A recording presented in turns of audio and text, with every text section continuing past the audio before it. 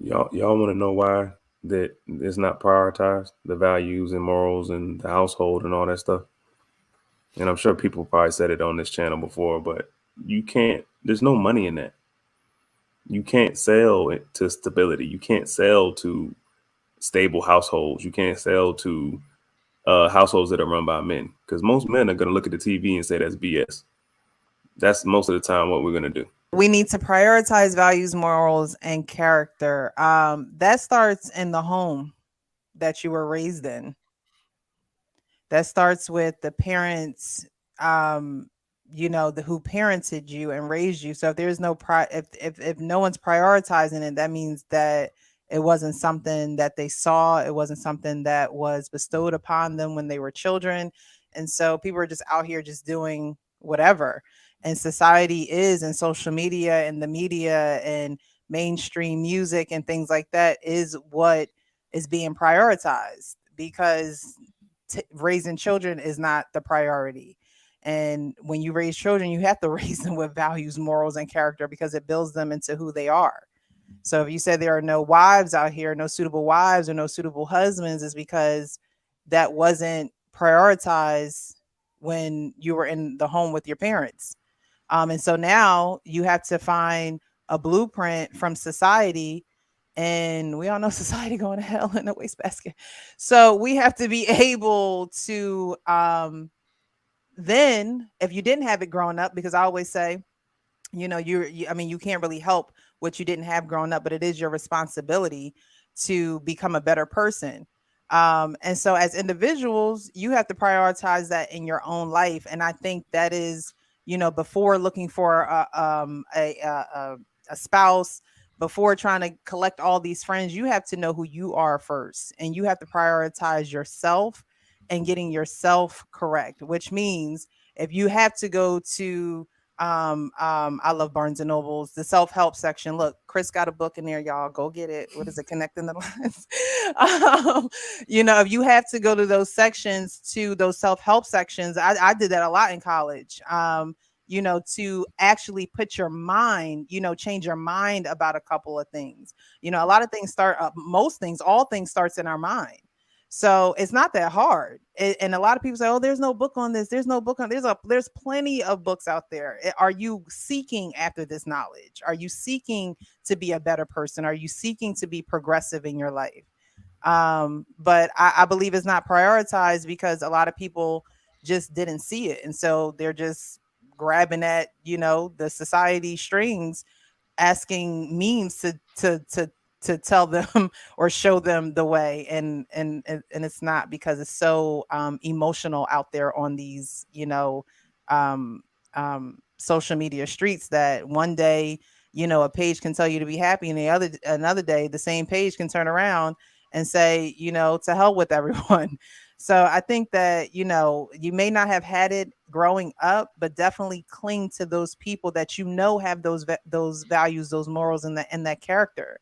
We talk about men having male coaches and things like that. You have to cling and seek after that knowledge that you aspire to be like. And if not, you're doing yourself a disjustice. You're just part of the problem. Y'all want to know why that it's not prioritized, the values and morals and the household and all that stuff? And I'm sure people probably said it on this channel before, but you can't. There's no money in that. You can't sell it to stability. You can't sell to stable households. You can't sell to households that are run by men, because most men are going to look at the TV and say that's BS. That's most of the time what we're going to do. They want us out of the house, running around undisciplined. They want women raising the children or being the head of the household, struggling, doing a half-ass job, giving the kids leftovers. So they have to go to society for money or lessons or upbringing or code. And that's just the code of society. It's just going to tell you to go to the store and buy our products. So that's why they don't want all that stuff. They don't want culture. They don't want community. You can't sell to that. You can't control that. They want to be able to control us. They want us emotional. So when we're not together, that's when we're unstable, we're emotional. They can steer us here and steer us there. Chris, I disagree, bro. We don't want it.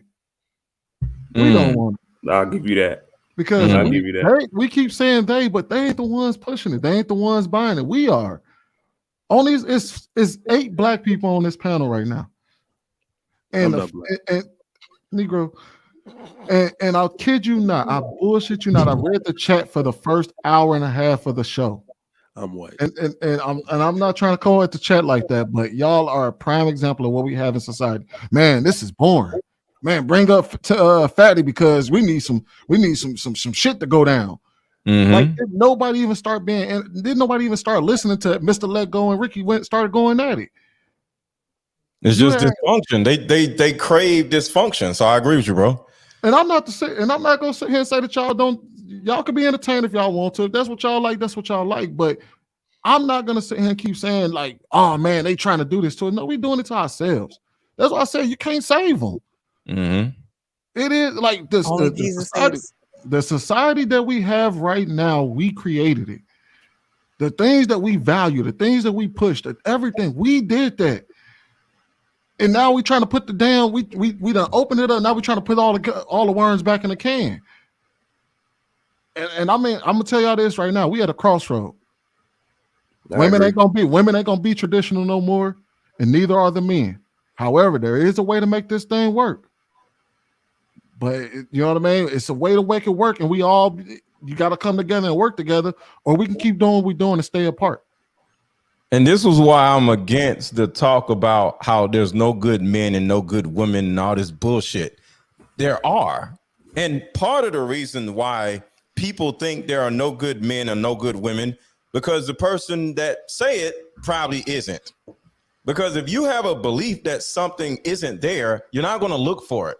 And if you see it, you're not going to believe it, or you're not going to be receptive to it. So you always have to have a positive mindset about what's out there in the world, regardless of what is money, opportunity, or man or woman. There are opportunities. You could become a millionaire. Like there's so many different things you can have and be or be with, as long as you just see that it's out there. So there are great women out there. Like my exes are great women. It just didn't work out. So the bottom line is, the reason why I know that there are great women out there, because the women that I dated were great women. It just didn't work out. So that's a perfect example. My choices are great. And that's one of the reasons why it's taking so long for me to find somebody, and it's taking so long for other people to find somebody, because sometimes we got to slow down a little bit and pay attention to what we're doing or whatever, so we can get it right the next time. But being real quick to just jump into some other shit, and then the person is trash. Now you think all men are trash or all women are trash, is because you going too fast. You can't see the signs if you ride down the freeway too goddamn fast. And that speaks to the society, though. The society makes us have to be extra selective or extra cautious because everybody's all over the place. And what Sweeney said, you on point, brother. I think just take us back to when we first started talking about the ego and how people don't want to be wrong. I think that's where we're at as a whole collective. We don't want to sit here and say, oh, we're going the wrong way. Or the way we're going is a lot more comfortable. It's not as hard, because the stuff that we're talking about is going to take work. It's going to take reflection. It's going to take accountability. It's going to be an uphill battle for us to really depend on us. It's almost like starting your own business. You don't have nobody else to blame. It's easy to be able to say, my boss this, they this. When we start out on our own path and separate and actually start to build something, the only people we got to look to is us now. And I think a lot of us aren't ready for that.